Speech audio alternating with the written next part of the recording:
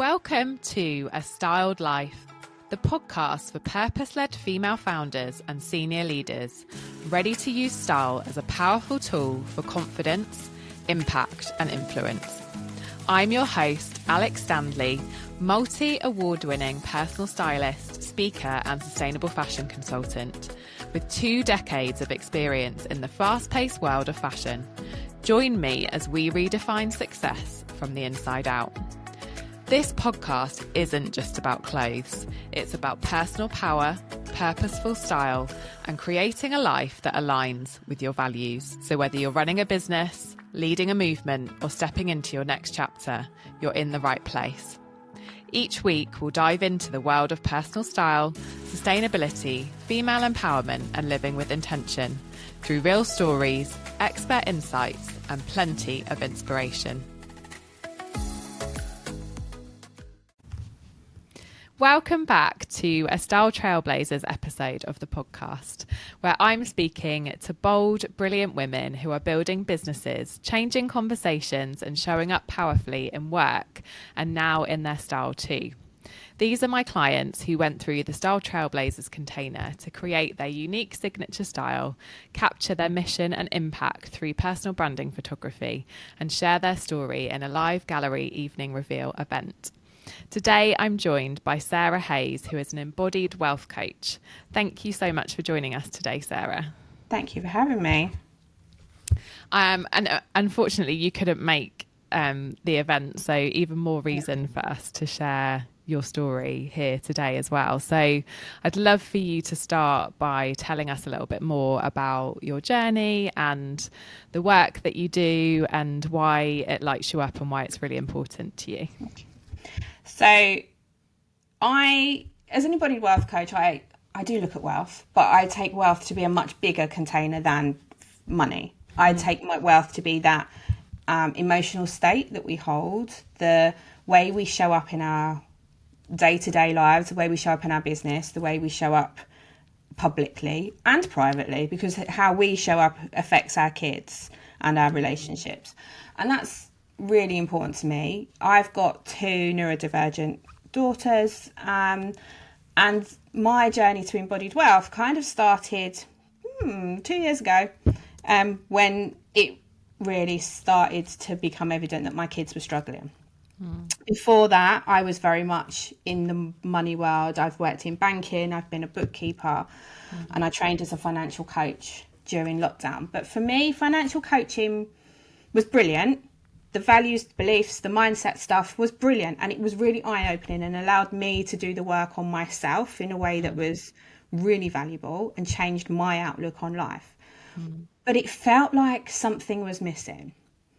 It felt that the analogy of a hammer to crack a nut kind of thing. It just felt hard work. And the thing that made the difference, the thing that made the difference for me was when I started breathwork coaching in January last year. And that somatic release, that being able to really change how you feel from a bodily level and how that those money feelings affect us internally, whether that's in your throat, your chest, your stomach, your knees, your arms, however that shows up, that became the tool to the bit that was missing. And alongside doing the breath work last year, I took part in a financial trauma course, financial trauma awareness course, which was mind-blowing in itself. But alongside that, one of the bonuses for signing up early was to do my EFT tapping level 1 and 2. Now, I've tapped with my kids since they were teeny tiny. I came to it from a point of view of my kids were overwhelmed, and I didn't know how to deal with it. And somebody said, go on YouTube, tapping for kids. And it kind of started from there. And it was almost in January or December 2023, it was like, okay, this is like the universe saying, you need to take this out there and you need to do this properly with people. But that was the bit that was missing. So the embodied wealth bit is about, yes, how our money stories show up and sit within our body, But also, it's not about the money. No. It's never about the money. It's about how we feel about ourselves. It's about how we feel about our business. It's about how we feel getting visible or being proactive or just stepping into something that feels a little bit different to what is socially accepted.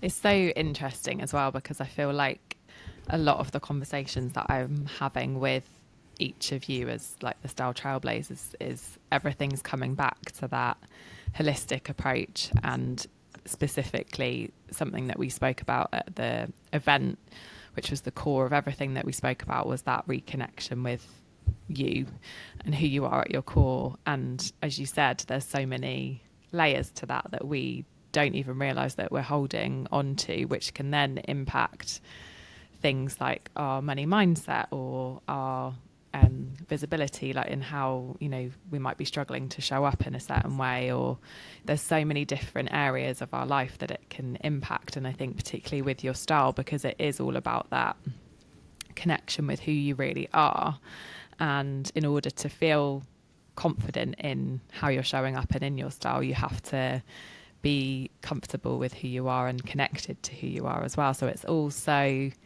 beautifully like linked together. And I guess that's what I've learned as well, just being a business owner over the last 5-6 years, is that everything does come back to that reconnection with yourself. So it's really lovely that that's the thread that's running through here as well. And when we run our own business, we are everything. Yeah. We you know, when you're self-employed, you are social media manager, you are advertiser, you are bookkeeper, you are everything. And if you're not in that space where you're either able to do it or able and comfortable to ask for help for it, it's overwhelming, and that sits within how you feel, and then you don't feel good enough, and then you don't show up, and then we're in this cycle of fear and not enoughness, which then reflects in everything, both business and in personal life. I think also it must come up a lot in your work that things that we're told about ourselves, you know, growing up, because I've always had a thread of like being told that I was shy growing up, which, you know, was accurate, but it's something that you then hold on to, and something that I think can be quite difficult to shed, if you like. And there must be so many stories like that, especially when it comes to money and wealth and health as well, that people are holding on to, that then stops them from many different things, but just leveling up in general and achieving what they want to. Yeah, and it's really, really common with, obviously, being a mum of neurodivergent kids. I work with a lot of neurodivergent people and parents of neurodivergent kids. And it's especially in that space where you're told, especially with the ADHD kids, to sit down, shut up, be quiet, you know, and you're told that from a really young age, because it doesn't suddenly manifest in your teens. That's how you're born.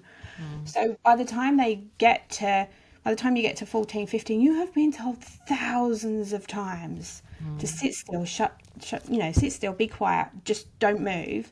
So you internalize that fear of not enoughness and not good enoughness, because your talents and your skills are not being used in the right way, because you don't fit the box. And I'm seeing more and more of that coming through, because people have this idea of, oh my God, you know, I've been told for years that I'm too loud, I'm too much, I'm too this, I'm too that. And actually they then go and get a diagnosis and like, oh, I'm ADHD, or oh, I'm autistic. And then it all clicks into place. And it's like, you know, everybody talks about labels, but actually those labels can be so valuable, because it validates your experience of life. And everything's valuable. You know, we learn so much, but some of the things that we learn don't necessarily serve us, because they're not our story. They're somebody else's narrative that we then carry through our being, and we then pass that on to our kids. And that's a lot of the work I do. It's like, if we change our story and how we show up and how we present ourselves publicly and to our kids, we are teaching our kids a different model. You And it must doesn't see be that that. way. Yeah, and you must see that a lot with money in particular, because generational trauma is huge. I imagine when it comes to, in my personal experience, it's definitely been a very strong thread. Yeah. And that ultimately, like you said, can impact your generation and future generations, because you then pass on the same kind of thread to your children as well. And I think I'm such a huge advocate of breaking that generational trauma and being like the person that stops it. But then there's so much work to do on that can feel quite heavy, and it can feel like a lot, which I think is what I'm seeing a lot anyway with conversations that I'm having with people. So what would you say are things that kind of come up quite a lot when it comes to wealth and to money and to what you do? The thing you need to remember is we are children and grandchildren of that immediate post-war period. So we are brought up with that narrative of not enough. Whether that's our narrative, whether that's our parents' narrative, that comes through. And we are the story of 7 generations stories. We are the product of 7 generation stories. So when you think about 7 generations, we've had 2 world wars.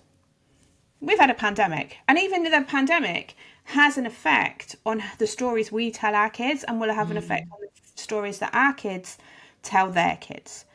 Because trauma doesn't have to be big. It doesn't have to be 2 world wars and a pandemic. It can be the small stuff. It can be the recession, the fact that the work doesn't come through, the fact that, things aren't as easy as they were. If you look at it now, things aren't as easy as they were 18 months ago. Things are more difficult. So that idea of not enough, we do have a real tendency to internalize that. What is happening now, we'll internalize that as not good enough, because that's what we know. That's what feels safe, because that's what our nan told us, and that's what our mum told us. So this idea of keeping ourselves in a box where we're safe, where nothing bad can happen to us, that's our brain's natural default position. So the idea of then going and earning more money or setting up on your own, I see lots of people that come from an employed position and they're either made redundant or they just go enough. But then they have this real identity shift of, okay, I don't have that identity anymore.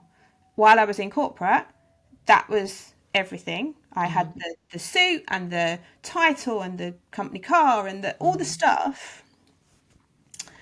And I'm now working for myself, and I am everything. And I have to put myself out there and be the face of who I want to be.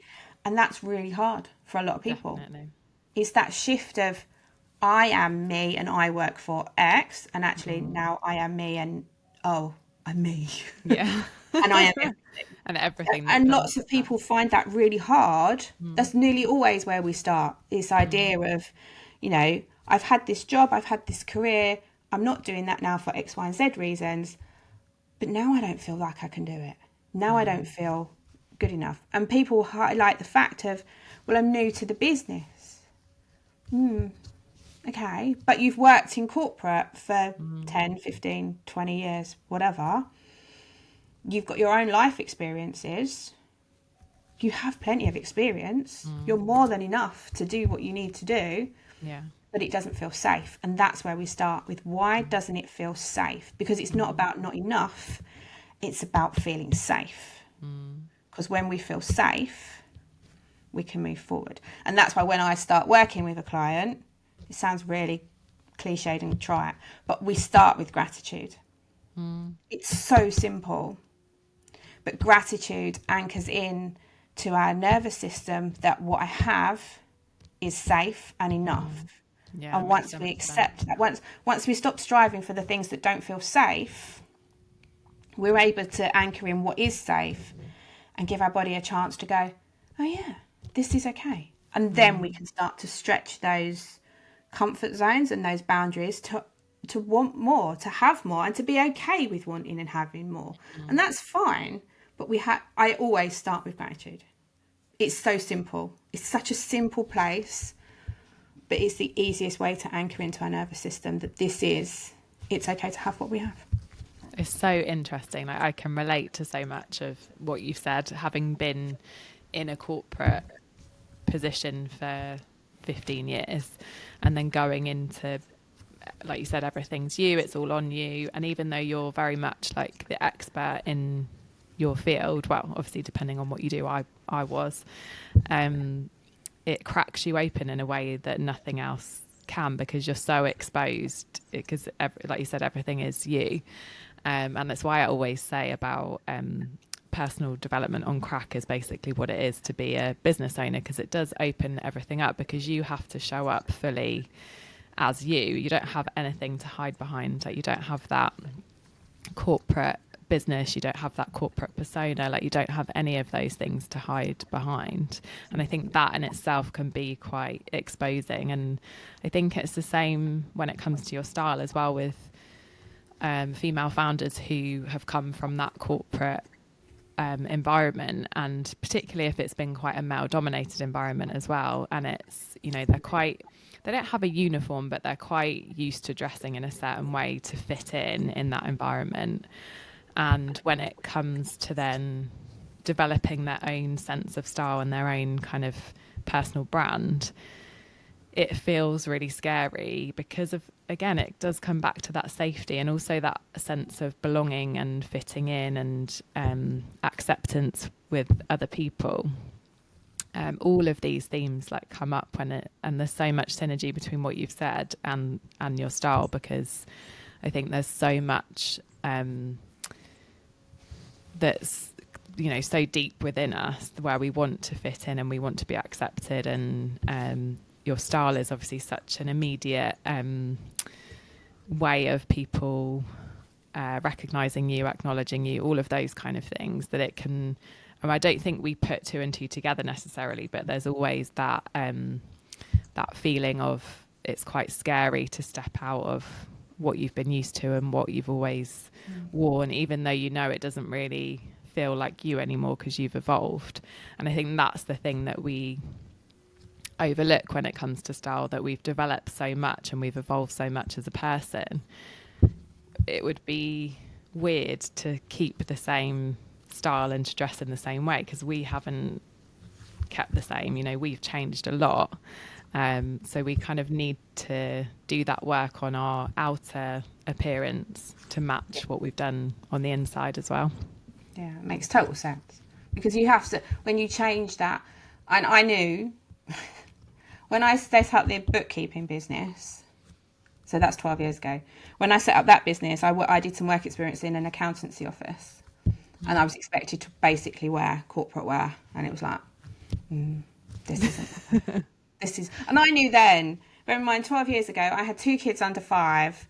I was kind of in the trenches of early motherhood, and it was like, this is not, I've done this. This is really not what I want to be doing. And I didn't stay there for very long, but it was really valuable experience. But it was like the valuable experience is the fact of, this is not how I want to show up. Yeah. This is, this is not how I want to show up. And it was just uncomfortable. And it's like, right, okay, we're not doing this. It's simple as. But I think that's it. All of it, like you said, everything is learning, isn't it? And everything you can then take from and you can create it in the way. And that's what I love about you and the way that you approach wealth, is that for me, like it's so different to anything that I've come across before. And you're doing it in your own unique way that is holistic, that is kind of people-centered, and it's just such a beautiful approach. So I think that's the beauty of having your own business, that you get to do it on your terms and in the way that you want to. And so much of what we do when we're self-employed, we can all be, there's lots of financial coaches out there, and there's lots of breathwork coaches out there, and there's lots of EFT practitioners out there, but everyone's different, and everybody combines it with the things that interest them, and everybody combines it with their skill set, I suppose, but also that whole, we all bring part of us to the process. Definitely. And that makes such a difference, and it's about being comfortable bringing you to the process. And that's what I work a lot with. It's like, we're not trying to be and that's where the disconnect happens, is when we try to be something that we're not. And that, I don't know, for me it's about being authentic. It's that whole thing of, I can't come from a place of nervous system regulation if I'm not regulated. So you have to do the work. And you see so much, especially in the online space, you see so much where people are chatting whatever they're chatting, but you kind of know that it doesn't feel right, and it doesn't feel authentic, and it just doesn't feel like it sits well, you know. And that's each to their own, and there will be people that resonate with that, but it's about not necessarily going, it's the whole six-figure business situation. You know, people decide they want a six-figure business because that's what the online space deems to be, you know, safe and successful and all the things. But it's really, if it's not what you want deep down from an embodied level, if it doesn't feel safe, your body, your mindset, the universe, if we're going from that height, you know, we will do our best to sabotage it because it doesn't feel safe. It has to be. You can't go from earning 10 grand a year to earning 100 grand a year in 2.5 years or whatever if you don't do the work. And I'm not talking about the marketing and the delivery and I'm talking about the bodily work, you know, the stuff that makes us feel safe with taking that hugely. And that's why so many lottery winners don't keep their wealth, because nobody does the work with them. Very few people do the work. I do know somebody that did do work with lottery winners on this, but people don't do the work with them to make them feel safe, or to teach them how to feel safe, to have and to hold and to retain that wealth. Because it's not about the money, it's about how you feel. It's about how that changes you from your peers, how it changes you from your family. It's about the expectation that might come from your family and your peers. Definitely. And if you're not comfortable with that, then you'll do everything to just get rid of it. And you see so many stories where people have won lots and lots of money and lost it really quickly because it's not safe from a nervous system point of view. So interesting. I feel like I could talk about this for hours. So coming back to the Style Trailblazers experience, you said as part of the work that we did for Brand New magazine that this was less about fashion and more about feeling like yourself again. How did you find that whole experience, and what was the biggest moment of that sort of reconnection for you? That was really interesting because, you know, I'm massively pivoting my business this year to really embody the embodied wealth stuff. So for me, it was that reconnection with myself, as in I've done 18 months worth of work and on myself, and to come back to the fact of actually, I want fun, I want joy, I want all the fun stuff. So to come back to that idea of where was I, and some of the work I did on me with this process was like, where was I the last time I felt fun and joyful and happy? And it's like, it's actually in that teenage bit, before you get teenage bit, before the teenage angst sets in. But then it was about, you know, having fun and wearing colour and being bright and being bold. And it was, you know, that was where I wanted to come back to. Because in my early teens, I would wear lots of colours that clashed, if we're being really honest.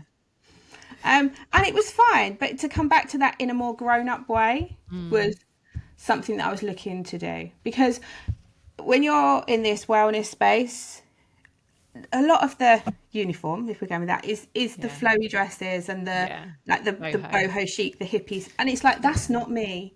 No. That's really not me. But I needed to find something that is me.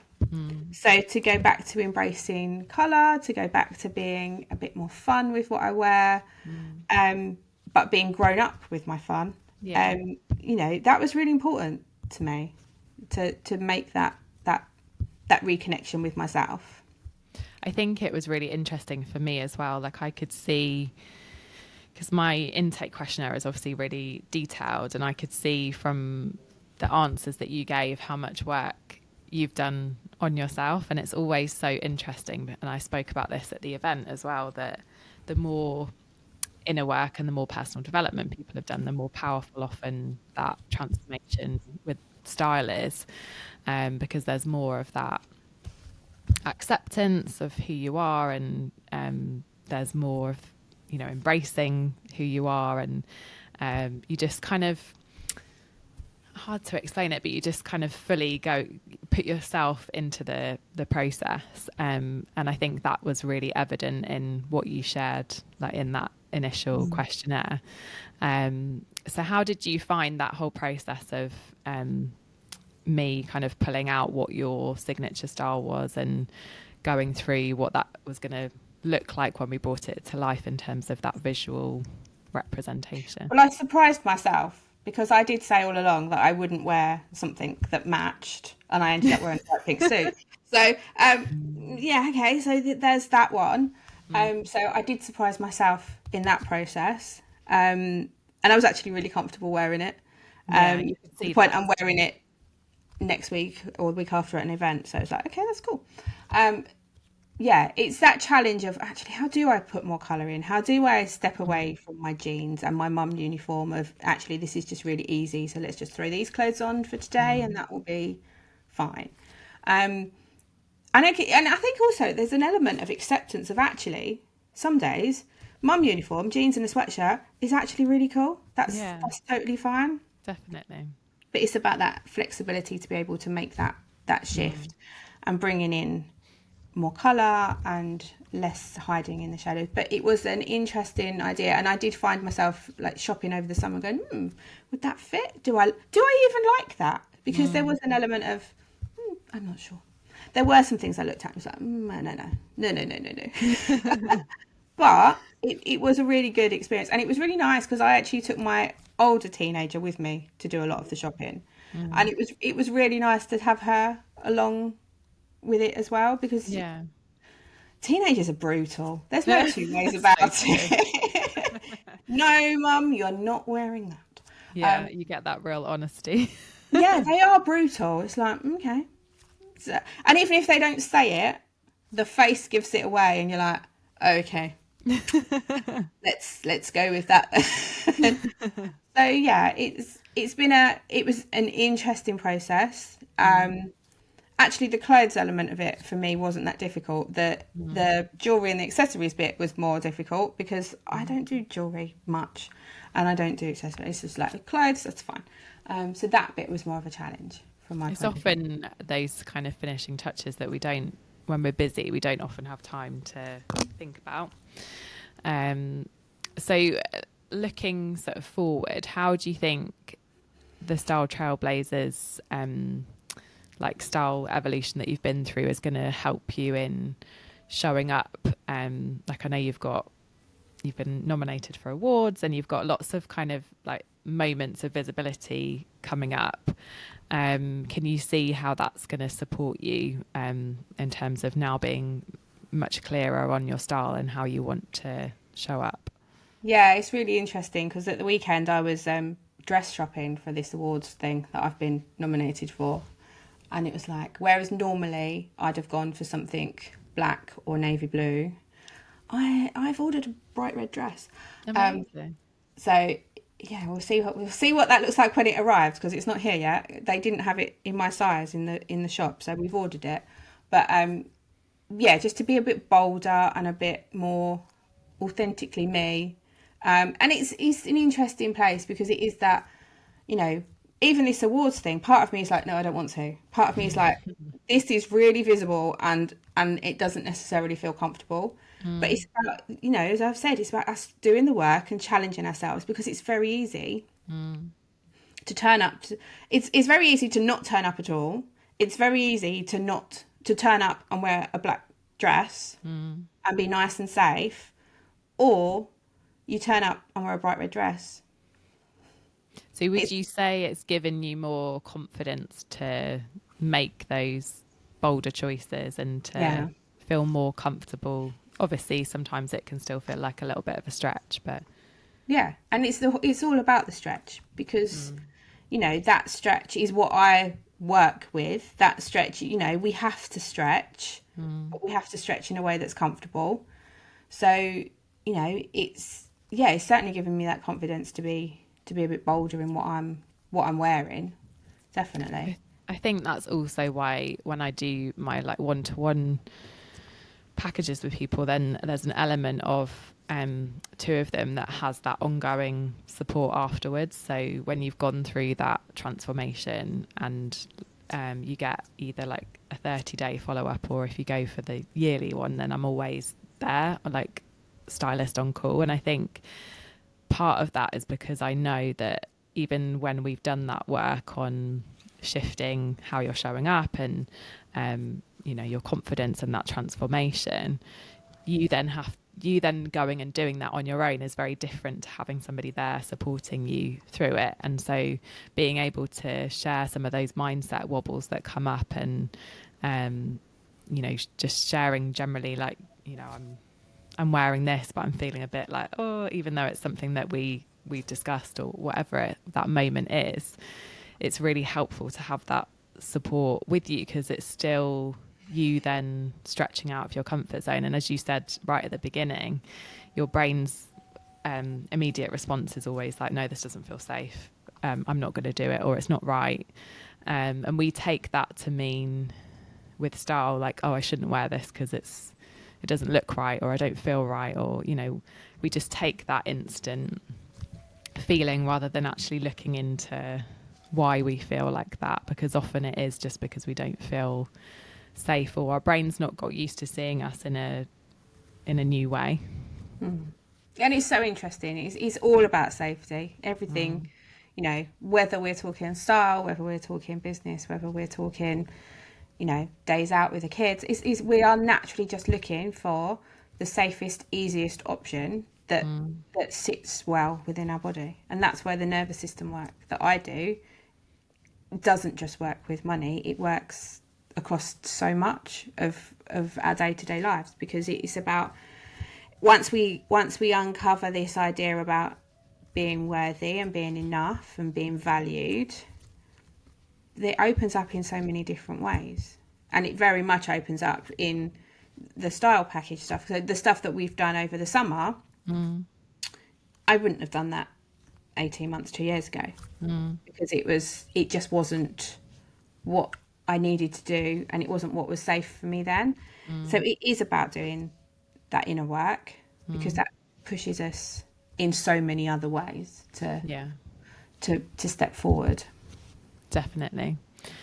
So obviously a lot of women that are listening to this are stepping into more visibility, or they're reinventing how they want to be seen. What would you say to the woman who knows that she's ready for a change, but she isn't sure where to start? Just do it. Just go with it. Because we can sit and procrastinate on this change forever. But procrastinating isn't creating change. So if it's a case of we need to step forward, is that where is the safest step to step forward to? So it is just try it. Just try it, because it is that. Until we try, we don't know, because we don't know how it will feel. We don't know how it will look. We don't know. And the feeling is actually more important in the initial I'm scared stage. The feeling is actually more important than how it looks. Because if it doesn't feel right, and coming from a place of neurodivergence, it's feeling as in like sensory feeling, but also feeling as that in your throat, in your stomach, in your gut, how those things feel is actually a really big driver. Because you can sit there feeling a bit rubbish because you haven't, you want to, but you're too scared to do it. Or you can sit there and go, it is scary, but I'm ready to take that step to move forward. Yeah, definitely. Wonderful. So I always ask the same quick fire questions at the end of the podcast. So the first one is, what is the one item of clothing in your wardrobe that you love the most, and why? My pink suit that I swore I would never wear. The pink suit has become a little bit of an icon, even without, bearing in mind, I've only recently seen the pictures because I wasn't there on Wednesday. Yeah. The suit has become a little bit of an icon. So yeah, the pink suit is definitely that was my favorite of your images as well, because I love, like, it, I think it just perfectly brings together all of the different elements of what you do. And I think having that pink from a sort of color psychology point of view and bringing in that sort of feminine element to it is really beautiful, because as you said, you're not a floaty kind of boho romantic kind of style personality, and I think we've really brought that side of you to life, but in your way, which I love. And it's so funny as well, because I remember us having that conversation when we were putting together your Pinterest board with, like, this is how we want your style to come to life, and there was a woman in a pink suit, and I remember you being like, oh, I think that might be a pajamas was what I said, too much. Yeah. And it was, we almost like discounted it because it was like, oh, I think it might just be too much. And also I think maybe you felt like it would be too polished in a way as well, like having the blazer and the trousers together. Yeah, and it was that. There was an element of pajamas to it. There was an element of that slightly more corporate-y look that I didn't necessarily want to go down, and it doesn't fit with what I do at all. But it was also what it came down to was when I tried that on, it was actually really comfortable. And allowed movement. If we're going to breathe, we need to be able to breathe from our bellies. So that allowed that movement for that to happen, because lots of suits are quite like fitted, and I always feel a little bit uncomfortable. It always reminds me of corporate. And it always feels a little bit uncomfortable, but that suit was actually really comfortable. From the minute I tried it on, it was like, no, this is going to work. This is fine. Love that. And a second question, if we opened your wardrobe right now, what would we find way too much of? Sweatshirts. There's lots of sweatshirts, to the point of even I've started looking at it going, we need to cull some of these. Some of these need to go on Vinted. But I was clearing out the wardrobe the other day. I actually have a super dry sweatshirt that is as old as my youngest child. Oh, wow. And she's nearly 14. So I think I need to have a bit of a clear out. Yeah, clear so you can see the wood for the tree. just clear so I can get them all in the wardrobe. Well, they're bulky as well, aren't they? One of my first... one of my first categories that I worked on as a buyer was knitwear. And so I've always had a bit of a thing for like cardigans and jumpers and stuff like that, but they're quite bulky as well. So they do take up quite a lot of space. Add some hoodies in there as well. It takes up an awful lot of room. Yeah, definitely. Okay. And final question. What is an outfit or a trend that you look back on and you think, I really regret wearing that, and why? Oh, I've never really followed trends as such. Have you got any teenage... the teenage one that I can tell you, which I got ribbed for so much growing up. I used to wear, and it goes back to my whole colour thing, I used to wear white leggings with multicoloured daisies on them. Nice. And then I would pick a top in the colour of one of the daisies. That was always... So it was always coordinated, but it was always a little bit like, really? Are you really wearing that? I was always ribbed for the amount of different colours I would wear growing up. Oh, I love that though. I did wear a lot of colour, and sometimes it did look a bit like I'd got dressed in the dark. Because it's like, experimentation. Yeah, I wore, my teenage years, until I probably hit 14, 15, when I suddenly become really aware of when that teenage doubt kicked in, of that whole, people are looking at me kind of thing, and I look a bit different. When I found my black navy blue uniform for a while. Up until that point, I was always very, let's see how many colours we can wear today kind of thing. I love that. I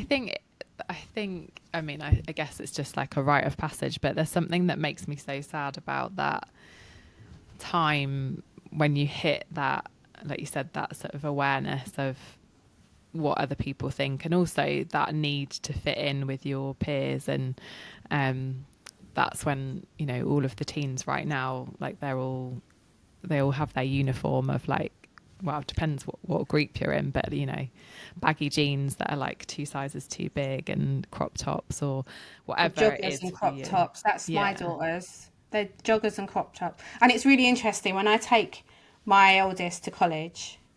It's like at one end of the road is the college and at the other end of the road is the sixth form. And it's really interesting because you can see who's going where, because the sixth form kids are in business wear. They're suited, or they've got like a skirt and a nice top, or trousers and a nice top.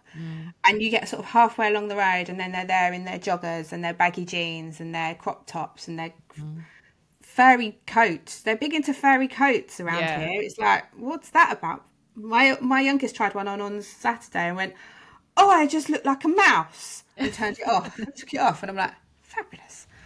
Don't need that molting as well as the dog. That's all I need.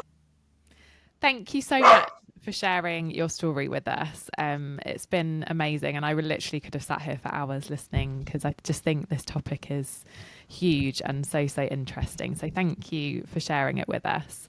Let us know where people can connect with you or follow along with your journey. So I'm on Facebook as me, Sarah Hayes, or I'm mainly on Instagram under the handle of sarahhayes.embodiedwealth, or you can find me on LinkedIn. I'm not very active on LinkedIn, if we're being really honest, but I am there as Sarah Hayes. So I'll share all of your links in the show notes. That'd be great, thank you. But no, thank you for having me. You're welcome. And also, I've been to one of your breathe circles before. I don't know if you're planning to do any more of those, but I am. The next breathe circle is on the 23rd of October at 8:00. Links are going out this week on my socials. They'll be out this week. Brilliant. Thank you so much. Thank you for having me. Thank you for tuning in to A Styled Life. If today's episode resonated, the best way to support the show is to share it with another trailblazer or leave a quick review. And if you're ready to align your style with your next level of impact, head to the show notes to book your free style strategy call. Because when your style aligns with your purpose, the world takes notice.